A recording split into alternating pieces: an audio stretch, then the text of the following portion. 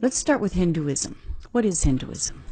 Well, there is no religion called Hinduism, first of all. There is no such religion. It is only the perspective of Indian philosophy, Indian religious tradition, from the perspective of people coming from outside. It is the term coined by them for the people living different religious traditions in India. Christianity or Islam, so like that. Within Hinduism, you have so many different religious traditions.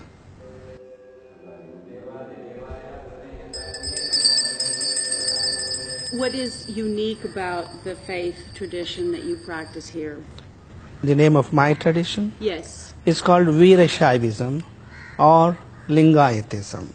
Again, this is a historical development. In India, there are so many people who offer their praise to God as Shiva, the name of the ultimate God.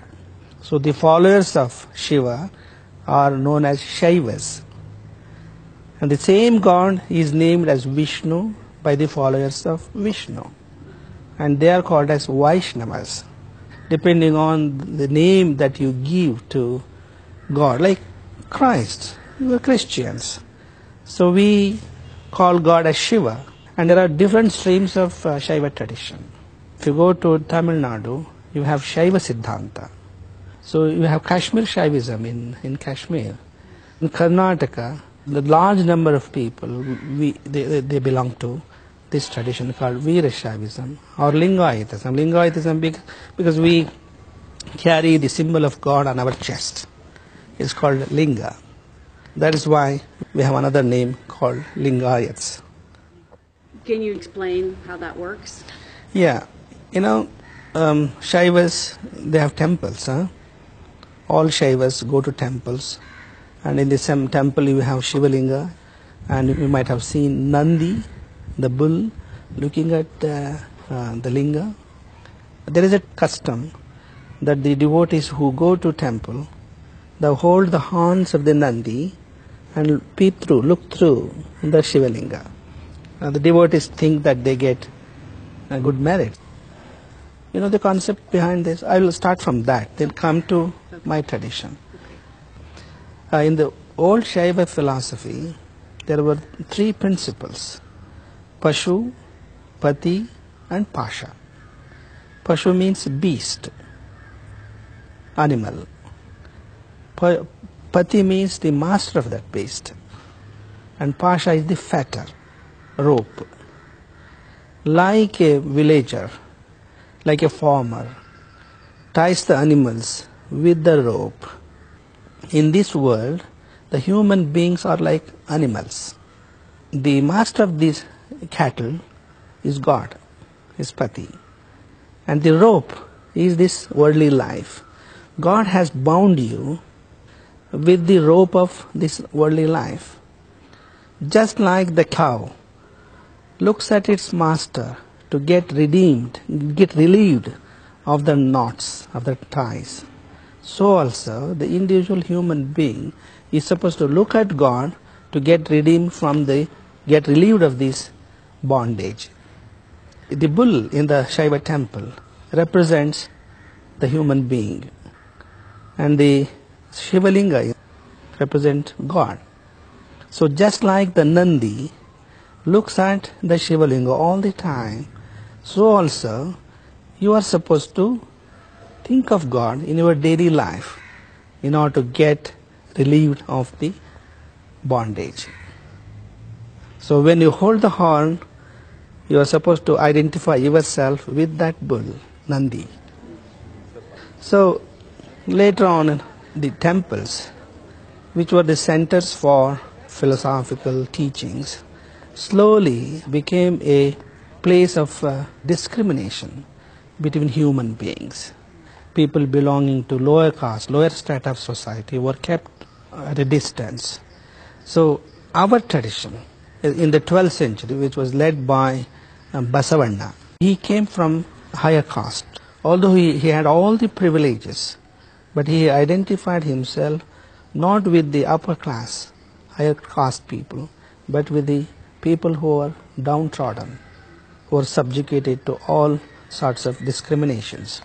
So he fought for them, he lived with them, he tried to uplift them. And his writings are called as vachanas. In one of his vachanas he says, God is everywhere. Yeah? Rich people construct temples. What shall I do? I am a poor man, but still I would like to construct a temple. Now that temple is, my legs are the pillars, my body the shrine, my head the golden cupola. Oh God, that which moves continues to move, stands forever. That which is stagnant remains in one place, it gets lost. That which moves continues to exist. Yeah. Beautiful. Beautiful. And the divine self, which is within everybody, whether man or woman, there is another vachana. Who is man? Who is woman? A woman is identified by her long hair and breasts, whereas the man is identified with his mustaches and beards. But the soul within the two is neither man nor woman.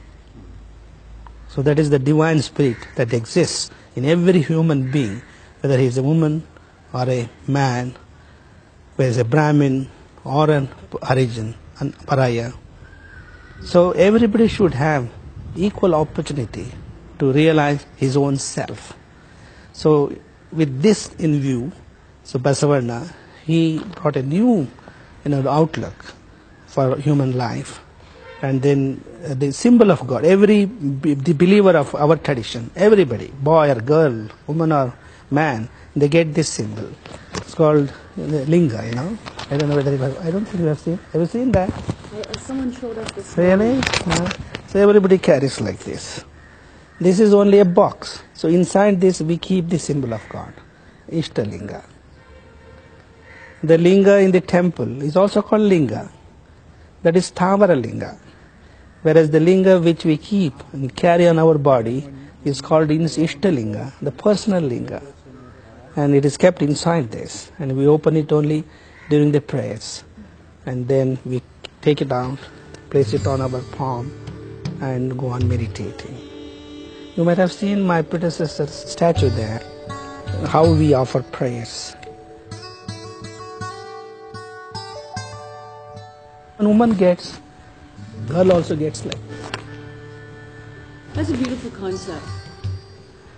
It's very rich. And we say that there is no need, there should not be any mediation of a priest.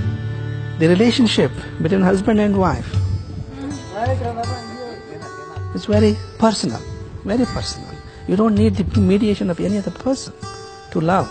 A husband loving his wife, the wife loving his husband. You don't need any mediation.